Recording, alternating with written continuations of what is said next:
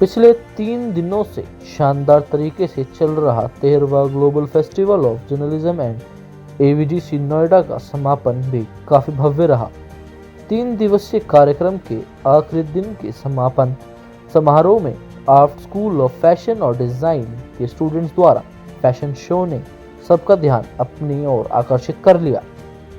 Fashion show की शुरुआत दीप प्रज्वलन से हुई। डॉक्टर संदीप मारवा ने कहा, फैशन के रुझान अक्सर तेजी से बदलते हैं और फैशन अक्सर इन प्रवृत्तियों के नवीनतम संस्करण का वर्णन करने के लिए उपयोग किया जाता है, क्योंकि फैशन एक आर्ट है। कार्यक्रम में डॉक्टर संदीप मारवा द्वारा अतिथिगण को फैशन मोमेंटो देकर सम्मानित किया गया। सर, आज जो है फैशन इवेंट चला, तो इसके बारे में क्या कहना चाहेंगे? किस किस तरह की थीम थी? सबसे मजे की बात तो ये है कि लोगों को इस बात की हैरानगी हो गई कि एक जर्नलिज्म फेस्टिवल में फैशन शो का क्या काम। और यही हम लोगों को बताना चाहते हैं कि जब प्रेस काउंसिल ऑफ इंडिया बनी थी देश के अंदर, तो 3 मुद्दों को लेकर मीडिया को बताया गया था कि ये आपकी जिम्मेदारी है। पहली जिम्मेदारी टू इन्फॉर्म, इंफॉर्मेशन। सेकंड जिम्मेदारी टू एजुकेट, एजुकेशन। और तीसरी जिम्मेदारी टू एंटरटेन मासेस। और ये जिम्मेदारी भी मीडिया की आती है, चाहे वो अखबार हो, रेडियो हो, टेलीविजन हो, ओटीटी चैनल हो या न्यू मीडिया हो। आपकी ये 3 जिम्मेदारियां हैं समाज के प्रति कि आप उन्हें मैक्सिमम इंफॉर्मेशन दीजिए, मैक्सिमम उन्हें एजुकेट करिए और मैक्सिमम एंटरटेनमेंट करिए। और ये तीनों का जो है संतुलन हमेशा बना रहना चाहिए। कोई भी एक संतुलन जब बिगड़ेगा तो मीडिया कहीं ना कहीं कमजोर पड़ जाएगा। आज उसी को जताने के लिए यहाँ फैशन शो भी रखा गया था। जैसे पहले दिन एक म्यूजिकल प्रोग्राम रखा गया था कि जहाँ से workshop, seminar, symposium, interaction programme करके हम लोग इंफॉर्मेशन बांट रहे हैं, एजुकेशन बांट रहे हैं, वहाँ एंटरटेनमेंट भी उतना ही जरूरी है।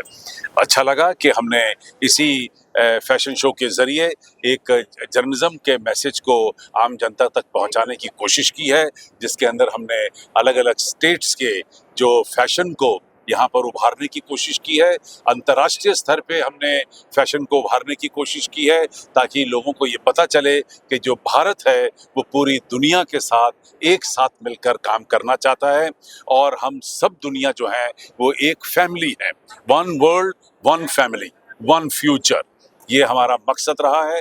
और इससे पहले हम ये बार बार कह चुके हैं, love, peace and unity through art and culture, कि अगर आप दुनिया के अंदर सुख और शांति देखना चाहते हैं तो आपको कला और संस्कृति को उभारना पड़ेगा, इसे ही आगे लाना पड़ेगा। इंटरनेशनल जर्नलिज्म अवार्ड या ग्लोबल लीडरशिप अवार्ड एक ऐसा अवार्ड है जो विश्वसनीयता यानी क्रेडिबिलिटी के लिए जाना जाता है। और ये क्रेडिबिलिटी होती है जब आप कंसिस्टेंट होकर के काम करते हैं।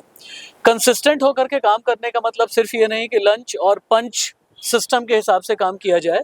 ज़रूरी ये होता है कि अपनी अकाउंटेबिलिटी और रिस्पॉन्सिबिलिटी समझते हुए काम किया जाए। मारवा स्टूडियो, चूँकि मेरा तो ये मानना है जिस तरह की यहाँ एनर्जी होती है, जिस तरह का यहाँ डायनेमिज्म होता है, मारवा स्टूडियो जब भी मैं आता हूँ, क्योंकि मैं भी अलमनाई हूँ मारवा स्टूडियो का, तो यहाँ पर ये फील होता है कि हाँ, लेजेंड्स किस तरीके से तैयार किए जाते हैं। जब प्रोफेशनल फील्ड की बात होती है, जब इंडस्ट्री की बात होती है, इंडस्ट्री स्टैंडर्ड्स और इंडस्ट्री नॉर्म्स की बात होती है, तो मारवा स्टूडियो जैसे जो संस्थान हैं, कुछ ऐसे ऑर्गेनाइजेशंस हैं जो भविष्य के लिए फॉलोअर्स नहीं बल्कि ट्रेंडसेटर्स तैयार कर रहे होते हैं। अगर आप फॉलोअर बनते हैं तो आप ये रिस्पॉन्सिबिलिटी नहीं समझते, लेकिन अगर आप ट्रेंड सेटर बनते हैं तो आपको पता चलता है कि हाँ, आपकी अकाउंटेबिलिटी क्या है। और जब अकाउंटेबिलिटी की बात होती है तो ये अकाउंटेबिलिटी जनता के लिए है, ये अकाउंटेबिलिटी सोसाइटी के लिए है। ये अकाउंटेबिलिटी आज की तारीख में सबसे बड़ी है कि आप फेक न्यूज़ से किस हद तक दूर रहें। जितना आप फेक न्यूज़ से दूर रहेंगे उतने आप क्रेडिबल रहेंगे, उतने ज़्यादा विश्वसनीय रहेंगे।